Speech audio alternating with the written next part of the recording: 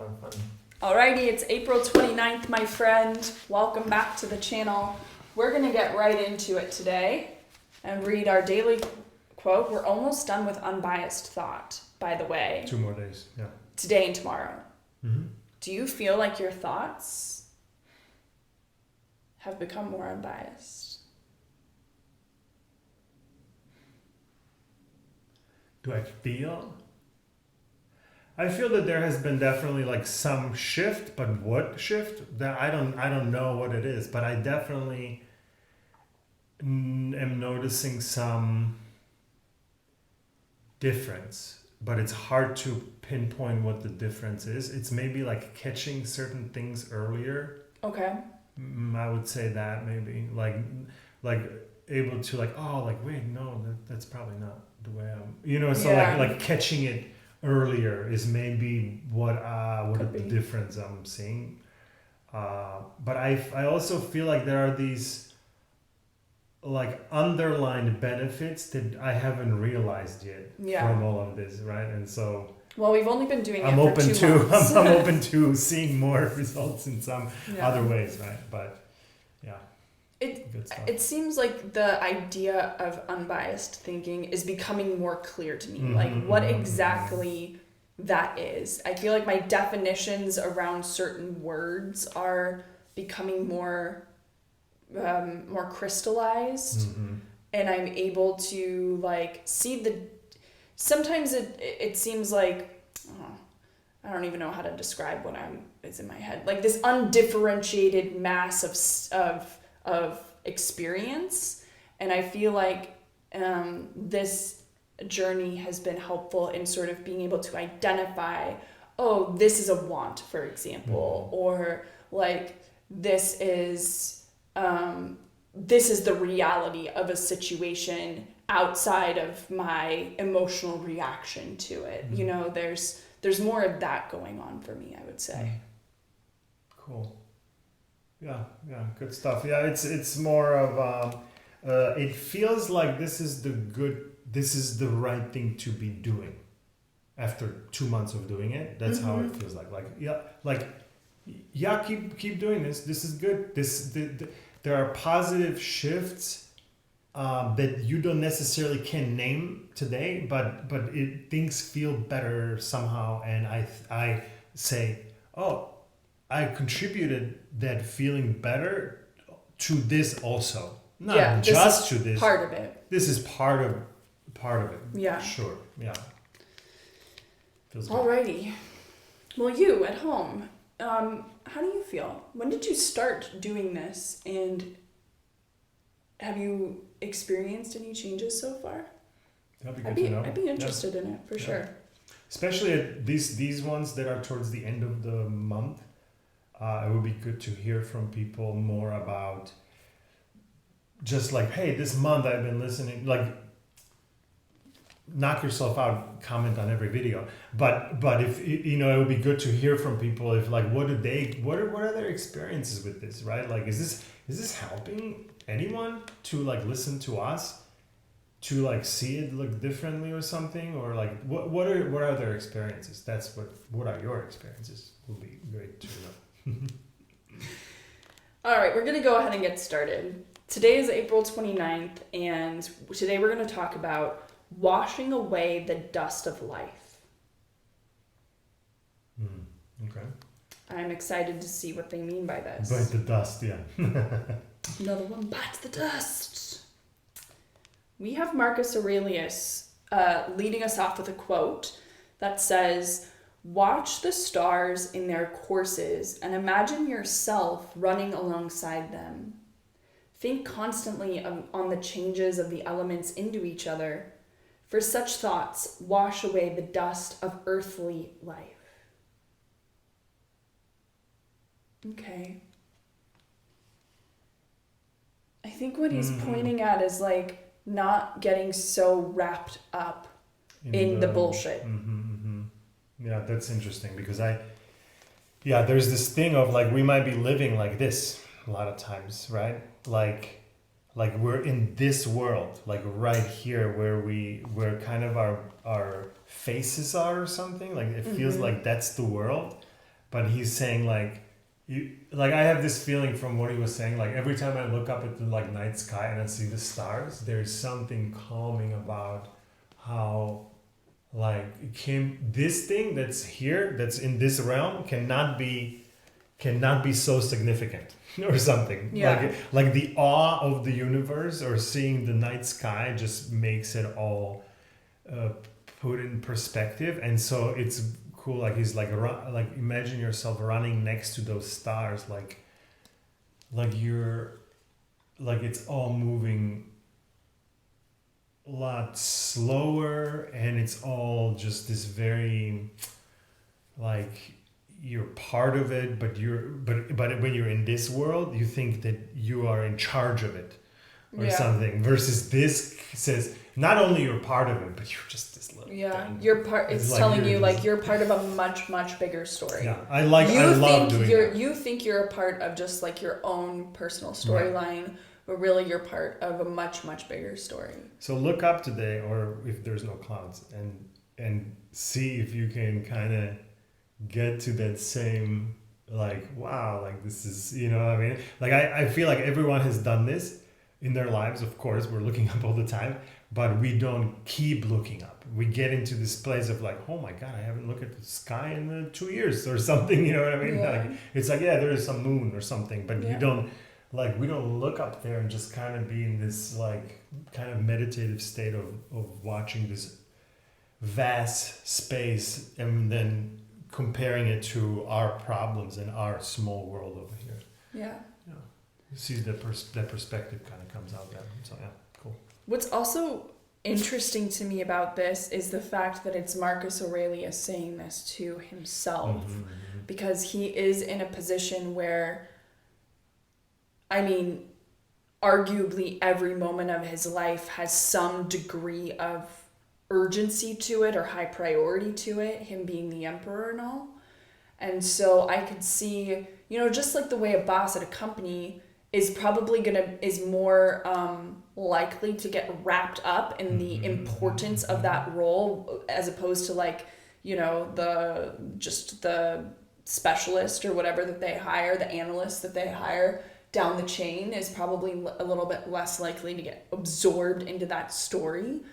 And so, you know, I can really appreciate what he's talking about here, because there are those things in my life, like those big tasks, like the big things that feel so personal to me that I'm trying to get done and accomplish, that I can be so tunnel visioned on that I can be like, I don't even care about the sky. I don't even care that the sky is there, because it's like, I'm trying to move forward on my life mission, my life task. And so I'm also like struck by that. Like there's literally nothing that is that important. Yeah. And then that reminder of this is always available. Just do this.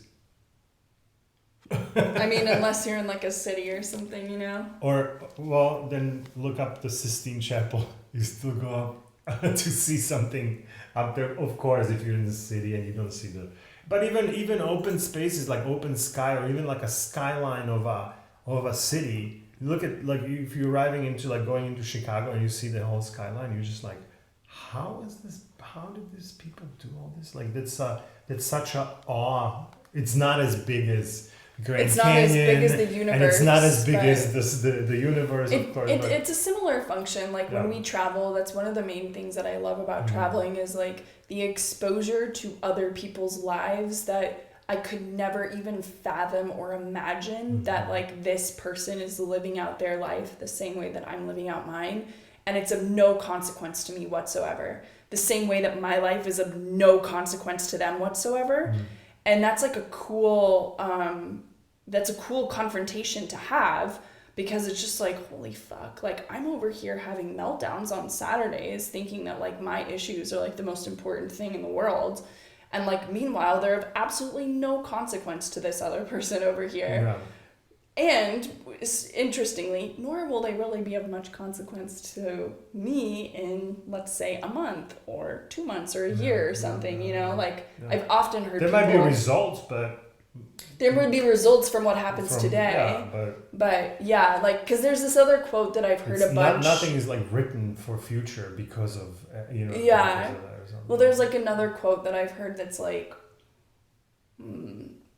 if this is not going to be something that you would be upset about in a week from now, or a month from now, or a year from now, it should take up none of your like emotional. You should not be spending any emotional energy on this thing. Yeah. And like I often will think about that because I would say 75% of the things I get pissed off about are in that category.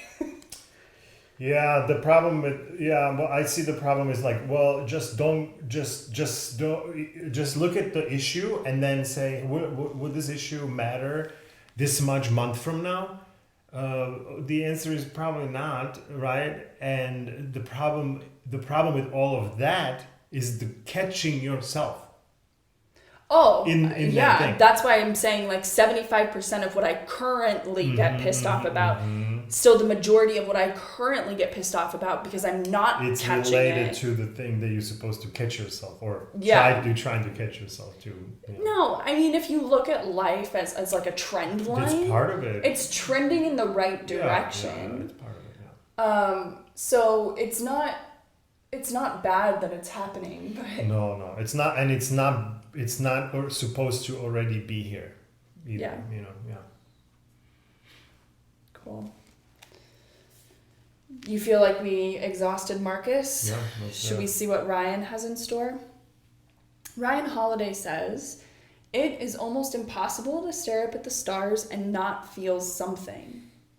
As cosmologist Neil deGrasse Tyson has explained, the cosmos fills us with complicated emotions. On the one hand, we feel an infinitesimal smallness in comparison to the vast universe. On the other, an extreme connectedness to this larger whole. Obviously, given that we're in our bodies every day, it's tempting to think that that's the most important thing in the world. But we counteract that bias by looking at nature, at things much bigger than us. A line from Seneca, which has since become a proverb, expresses Marcus's insight well. The world itself is a huge temple of all the gods. Looking at the beautiful expanse of the sky is an antidote to the nagging pettiness of earthly concerns. And it is good and sobering to lose yourself in that as often as you can."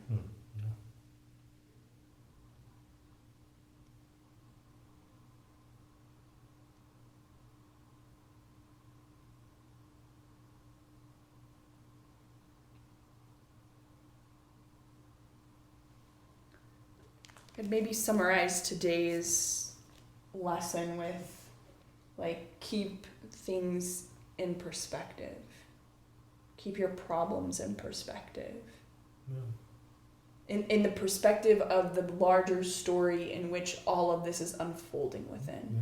And make space for, like, my story is a tiny speck of dust in the larger story, and so is yours, and so is our neighbors, and so is the people that I've never known or will never know. So is everyone who's ever lived and died. So is everyone who hasn't been born yet. All of that is all part of the same story. And so, I mean, even to just like think that and say that right now, there's like this anxiety that sort of leaves my system. Yeah, calmness, yeah, for sure. There's an anxiety that leaves the system because it's like, hey, I can't be forgotten. I can't not be a part of this somehow. Like, I'm embedded within this bigger thing. And it's also interesting because, like, from I can see some people might be out there who are saying, because I've said this before, like, yeah, sure, okay, I look up the sky and now it's okay, I'm connected, blah blah blah, but that doesn't make my problems go away. Right, like it's this kind of like a dismissal of it or something, and like, yeah, it's not like a remedy, like, oh, I look at the sky and all my problems go away. No, but the perspective of those problems might change, shift. And that's the key.